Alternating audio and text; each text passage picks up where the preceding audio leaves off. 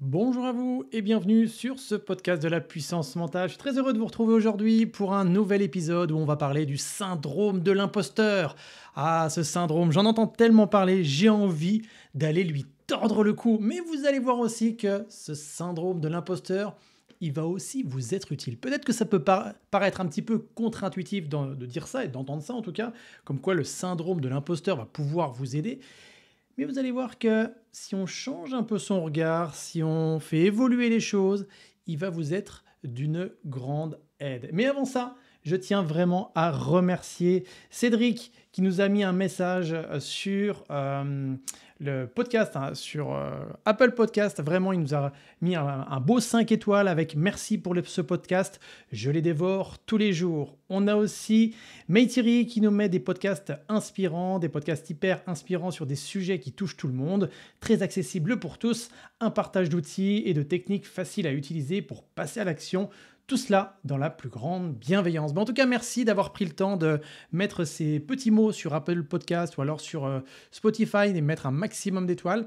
En fait, c'est tout simple, mais rien que de faire ce petit geste, c'est peut-être un détail pour vous, mais pour nous, ça veut dire beaucoup déjà, hein, comme le disait cette grande chanteuse, mais aussi ça nous aide à gagner en visibilité. Donc vraiment, merci de prendre ce temps qui nous aide énormément. Alors aujourd'hui, on va parler du syndrome de l'imposteur et avant même de parler du syndrome de l'imposteur, j'ai envie quand même de le définir. De quoi il s'agit quand on parle du syndrome de l'imposteur? Ça fait un peu peur quand même quand on dit ça, non? Le syndrome de l'imposteur, c'est finalement ne pas se sentir à sa place, se sentir comme un imposteur, quelqu'un qui n'a pas lieu d'être là où il est, qui n'a pas lieu d'espérer aller là où il espère aller. Alors moi, je vois beaucoup de personnes qui sont dans le monde de l'accompagnement, qui souffrent de ce syndrome, et quand je dis qu'ils souffrent, c'est une réalité. Ils ne se sentent pas bien à leur place, ils ne se sentent pas bien non plus dans l'espoir d'aller dans une situation qui soit différente, mais ça touche aussi les managers qui sont parfois à la tête d'une équipe parce qu'ils se sont fait justement, qui ont connu une promotion, parce qu'ils étaient experts dans leur domaine, et du jour au lendemain, ils se retrouvent à la tête d'une équipe, sauf que on leur a pas forcément appris à gérer une équipe. Gérer l'humain, ça s'apprend aussi, évidemment. C'est pas quelque chose d'inné, même si certains, évidemment, ont de l'inné en eux. Ça s'apprend, tout ça. Et donc, ils peuvent ressentir ce syndrome de l'imposteur. Mais ça peut être valable pour beaucoup de monde, hein. Quelle que soit votre situation, pour les salariés qui arrivent sur un nouveau poste, pour des gens qui veulent passer des concours. Bref, on peut parfois ressentir ce syndrome de l'imposteur. Et j'ai envie de vous poser cette question. Quand dans votre vie, vous avez pu ressentir ce syndrome de l'imposteur, peut-être un petit peu, peut-être moyennement, ou peut-être même beaucoup? C'est toujours intéressant de se poser cette question.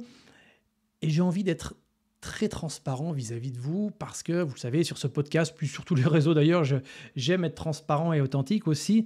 Moi, le syndrome de l'imposteur, je crois que je l'ai quasiment tout le temps ressenti et je le ressens encore aujourd'hui. Mais vous allez voir comment ce syndrome-là, il m'aide aussi. Je l'ai ressenti quand j'ai été amené à intervenir, quand j'étais policier, sur certaines missions, je me disais, mais je suis en train de gérer une situation où c'est moi qui décide de la situation. Et ces gens-là, je ne les connais pas. Après la situation, je ne les verrai plus jamais de ma vie. Mais je suis là en uniforme, j'ai une arme à feu autour de la ceinture. Waouh! Et là, des fois, je me disais, mais qui je suis pour faire ça, en fait? Vous voyez, donc voilà, même si j'ai eu un concours, tout ça, etc., une formation, etc., mais j'avais quand même ce syndrome de l'imposteur. Et puis, quand j'ai décidé aussi de quitter la police, et c'est vrai que quand j'ai décidé d'aspirer justement, enfin d'aller en direction de mes rêves, je me suis dit, mais est-ce que j'ai tout ce qu'il faut pour aller vers là où je veux aller? Est-ce que c'est le bon moment pour moi? Et si je me plante en fait, non mais attends, je suis pas assez bon, il me manque forcément des choses. Et là j'avais ce syndrome où je me sentais un peu un imposteur de vouloir aller dans cette direction. Et puis dernièrement, c'est pareil, quand je suis allé sur la scène du Grand Rex devant 1200 personnes, où Martin Latulippe, mon ami, m'a invité. Je me dis, mais attends, qui je suis pour aller parler comme ça devant 1200 personnes? Qu'est-ce que j'ai de plus que les autres en fait? Ok, j'ai un parcours, tout ça, ok, mais il y avait cette part de moi en fait qui me disait, mais je suis pas à ma place, je serais pas capable. Et du coup, j'ai eu des doutes. Et c'est ça en fait le syndrome de l'imposteur, c'est on est un peu titillé entre deux parties. Une partie de soi qui a envie d'aller dans une direction et l'autre partie de soi qui te dit « Attends, t'es qui pour faire ça? Mais t'es pas à ta place, t'es pas capable. » Et du coup, ce tiraillement entre ces deux parties-là, plus t'as envie d'aller en direction de tes rêves, mais plus tu as la partie à l'intérieur de toi qui te dit mais non, c'est pas le bon moment, etc. Donc qui te tire vers peut-être un passé, vers plein de choses. Et là, tu te sens écartelé en fait et tu dis je suis un imposteur. Alors qu'en fait, pas du tout, parce que finalement, tu vas ressentir de la peur, de la honte, peut-être même de la culpabilité. Mais en fait, ce qui est important, c'est de faire pause. Pause et puis de se dire, ok, qu'est-ce que j'ai déjà fait jusqu'à aujourd'hui? On est dans le faire, d'accord? Dans l'exécution. Qu'est-ce que j'ai réussi? Qu'est-ce que j'ai obtenu comme diplôme peut-être? Qu'est-ce que j'ai obtenu comme poste? Qu'est-ce que j'ai réussi comme épreuve de la vie? D'accord? On n'est pas obligé, même parce que je connais des personnes qui n'ont aucun diplôme, et pourtant, elles ont réussi des épreuves de la vie qui, selon moi, leur donnent un diplôme tellement important que ça vaut tous les diplômes du monde, en fait. Demandez-vous, qu'est-ce que vous avez fait jusqu'à maintenant qui vous permet de vous dire que vous avez largement les compétences, largement les capacités d'être là où vous êtes ou alors d'aller en direction de là où vous avez envie d'aller, d'accord? Et demandez qui vous êtes, quelles sont vos qualités humaines qui vous permettent aussi de prétendre au poste que vous avez envie d'aller, de prétendre aller en direction des rêves que vous avez envie d'aller. Et ça, c'est tellement important.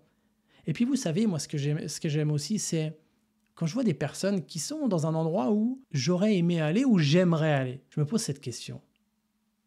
Mais ces gens-là, ils ont quoi de plus que moi, en fait? Ces gens-là, qu'est-ce qu'ils ont de différent par rapport à moi?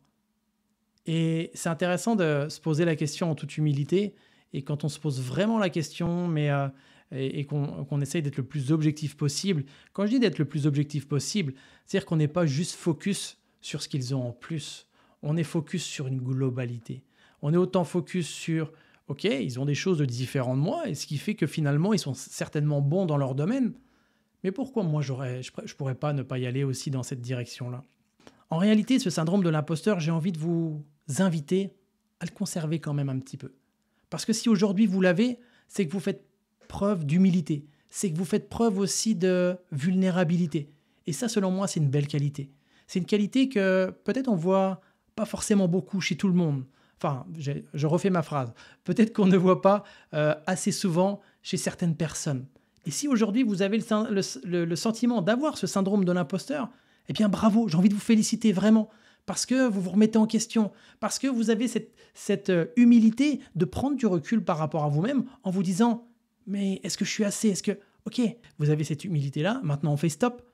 Et maintenant on vient recharger son sac à dos de confiance en soi en se disant « oui, ok, j'en suis capable. Oui, ok, je suis une belle personne. Oui, ok, j'ai toutes les choses qui vont me permettre d'aller de l'avant. » D'accord? Et aussi de se donner du love, de se donner de l'amour, de se donner de la considération. Tout ça, ça va vous permettre d'augmenter votre confiance en vous. Parce que finalement, le syndrome de l'imposteur, c'est ni plus ni moins qu'un manque de confiance en soi. Et un manque de confiance en soi, c'est quoi? C'est quand on se sous-estime. Et il y a des personnes qui sont en excès de confiance en soi. C'est pas forcément bon non plus. L'idée, c'est vraiment d'être dans la maîtrise. L'idée, c'est d'être à sa juste place. Et ça fluctue, ça varie. Il y a des fois, on va avoir peut-être un peu trop de confiance et dire « oh là, attends, on recadre, on recalibre ». Et puis inversement, des fois, on a tendance à se sous-estimer. Alors, on revient dans la maîtrise. Et ça, c'est normal, ça s'appelle la vie. Il y a des hauts, il y a des bas. Et l'idée, c'est vraiment de rester sur un équilibre plus ou moins qui vous permette, en tout cas, d'avancer. Donc au final, tout ça, ce syndrome de l'imposteur, comment on le travaille? Tout simplement, c'est un travail au quotidien. Tout simplement en se donnant de la considération, en se félicitant, en célébrant les petites victoires qu'on peut avoir chaque jour, juste en s'honorant aussi du parcours qu'on a accompli. Moi, je me souviens tellement de personnes qui me disent « oh mais Geoffrey, tu sais, moi j'ai rien fait de spécial ». Et quand ils me racontent leur vie, mais je dis « mais c'est incroyable ce que tu es en train de me dire. Si toi, tu n'as rien fait de spécial, mais personne n'a rien fait de spécial en fait. » Ces gens-là, ils ont connu des galères, ils ont connu des situations qui étaient compliquées, ils ont réussi à se relever. Oui, ils ont eu à un moment donné un genou à terre, même les deux genoux à terre. Mais c'est pas un souci ça. C'est comment tu as fait en sorte de te relever. Peut-être que ça a été difficile, mais on s'en fout que ça a été difficile. Le principal, c'est que tu aies réussi à te relever. Et ça, c'est bon. Ça, c'est valorisant. Et ça, c'est important justement de mettre le focus dessus. Parce qu'aujourd'hui, tu as le choix. Vraiment, tu as le choix et j'ai envie de terminer là-dessus. Soit tu portes ton focus sur ce qui te manque, sur ce qui fait que tu n'es peut-être pas assez. Ou soit tu portes ton focus sur ce que tu as, ce que tu es et ce qui va te permettre justement d'aller en direction de tes rêves. Ce syndrome de l'imposteur, remercie-le déjà de l'avoir, hein, remercie cette part de toi qui te fait avoir ce syndrome de l'imposteur. Et puis à un moment donné, tu peux aussi le mettre de côté. D'accord? Tu peux t'autoriser à le mettre de côté pour aller de l'avant, pour oser. Et n'attends pas de ne pas avoir peur, n'attends pas d'être tout le temps motivé, n'attends pas d'avoir toujours cette dose d'énergie incommensurable qui va te permettre d'atteindre tes rêves. Parce que si tous les grands champions attendaient d'être toujours motivés, ils ne seraient jamais des grands champions. Je répète cette phrase, je pense qu'elle est importante. Si tous les grands champions attendaient d'être toujours motivés, ils ne seraient jamais des grands champions. Ce qui a fait justement, ils allaient de l'avant, ils allaient s'entraîner, ils allaient évoluer, c'est qu'ils avaient une direction, une ligne directrice. D'accord? Et après, ils s'ajustaient, ils peaufinaient, ils calibraient pour toujours avancer. Et c'est ça, en fait, qui est important, c'est d'être toujours dans une sorte de mouvement, une sorte d'action qui soit bonne pour toi, qui soit inspirante et qui te permette de se sentir vivant, en fait. C'est tout simple et c'est tellement beau. Et c'est ça, moi, qui me fascine aussi, de voir à quel point, justement, les gens, en s'entraînant, moi, je parle du coaching et de l'accompagnement, à force de s'entraîner d'une façon bien spécifique, comme on le fait au sein de l'Académie de puissance mentale, eh bien, le syndrome de l'imposteur, il disparaît. De 0 à 10, peut-être qu'il est encore présent qu'à 1, voire 2 maximum. Mais en tout cas, l'idée, c'est qu'il soit toujours un petit peu présent pour qu'on garde quand même un petit peu de vigilance, un peu d'observation de soi. Mais en tout cas, ça permet d'avancer, ça permet d'aller contacter des personnes, ça permet d'accompagner des personnes au départ qu'on pensait pas capables d'accompagner. Ça permet d'aller sur des postes. Après, moi, je connais beaucoup de managers qui sont venus dans notre école de coaching et qui aujourd'hui aspirent à des postes, ils s'autorisent à aller au-delà. Ils sont en mesure aussi de driver des équipes, alors qu'avant, ils se sentaient comme imposteurs. Bref, tout ça, ça s'apprend, tout ça, ça se travaille. Et ça, moi, je trouve que c'est quelque chose de fascinant, quelque chose qui me fascine, c'est le mot. Ça me fascine de voir justement, quand on met les bonnes choses en place, à quel point ça peut très, très vite évoluer. Donc voilà pour cet épisode, j'espère qu'il vous a plu évidemment. Et la question que je vous pose, mais avec quoi vous repartez de cet épisode sur le syndrome de l'imposteur et qu'est-ce que vous allez faire à l'issue de cette écoute? Bref, prenez évidemment ce qui est bon pour vous, quoi qu'il en soit, prenez soin de vous et je vous dis à bientôt. Bye tout le monde.